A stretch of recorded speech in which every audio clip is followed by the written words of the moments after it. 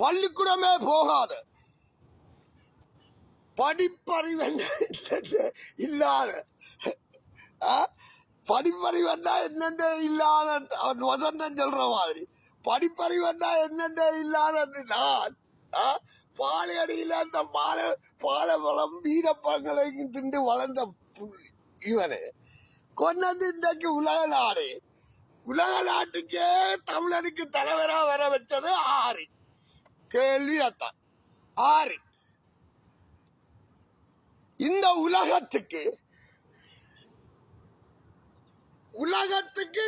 கொண்டு காட்டினது ஆறு.